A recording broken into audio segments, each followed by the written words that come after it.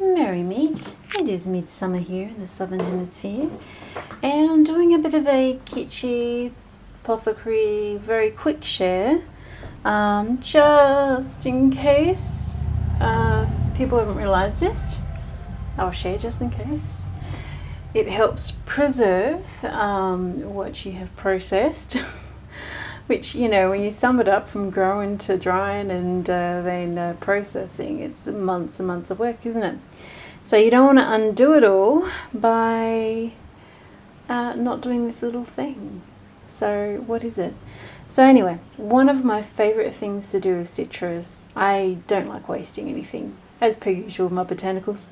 One of my favourite things to do with my peels after drying them is to blend them into a powder. Now, I don't have the most fantastic blender. You know, if I had a better blender, I could grind this up even further. But anyway, it is what it is. So this is peel and pith. If you just have the pith, it's obviously going to be white or a lemony yellow and not so bright yellow.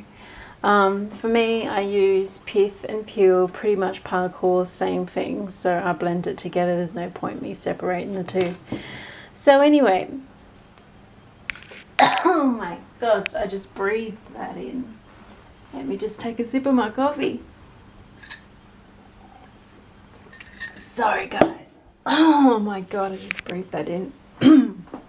Talk about potent. Nothing living in my tonsils, I'm telling you that. Hang on a sec. Oh, whew. That's strong stuff. Citrus peel fumes. Now, right, I'm just going to point it in the opposite direction to my breath.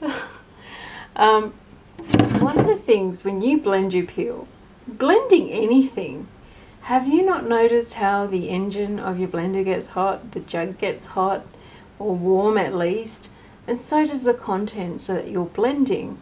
So if you're blending something like this, peels to store away to last you at least a couple of years without getting moldy or anything, well, what do you think is going to happen if you pour this bugger straight into your storage jar from the blender? You're gonna get condensation and you're gonna get malt.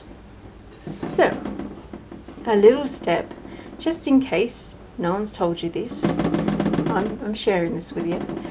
Allow your contents to cool down before storing it away, especially dried contents like this orange peel, because I tell you now, after at least 6 months, you're gonna most likely end up with mold and that sort of thing in there, and it's also going to not last as long. So, you know, when it comes to storing away dried things, foods and apothecary things, you want to remove as much moisture as you possibly can for longevity of shelf life. So the little tip is allow your contents to cool down, and you will most likely be blending in batches. So, you know, this is where I think having a glass bowl and a rubber spatula makes light work, it makes it a bit quicker, is I just pour the contents of my blender into a bowl, do my next batch, pour it in a bowl, and allow it to cool down for at least half an hour.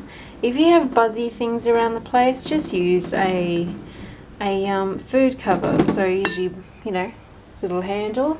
So I've got my sunflower one there, but I don't really have anything buzzing around. Now I've said that, I'm probably going to go grab it and just put it over your bowl there so nothing drops in there. Go through all that work to find a dead bug in your dried stuff 6 months down the track. Yay! Not fun. So yeah, allow your contents to cool down, especially your powders. You don't want any moisture in there. You want your powder to be nice and cool and not warm from the blender.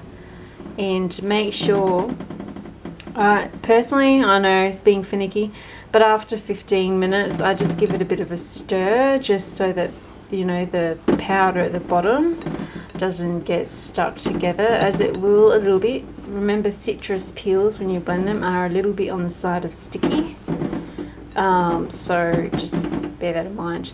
I like to give that a bit of a stir, air it out a little bit, break up the particles or the powder, and then I let it sit there for another 15 minutes. It doesn't have to be 15 minutes.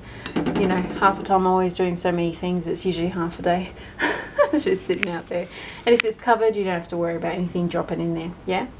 And make sure as well what you use to cover is clean, because you don't want dust settling in there either. Anyway, that's it from me, and a quick processing tip for the pantry, apothecary, or you know, your witchy bits. Allow it to cool down, and set yourself up accordingly. Have a glass bowl for it and a rubber spatula will make light work before pouring your contents into your storage jars for the pantry or apothecary. Blessed be, merry patch.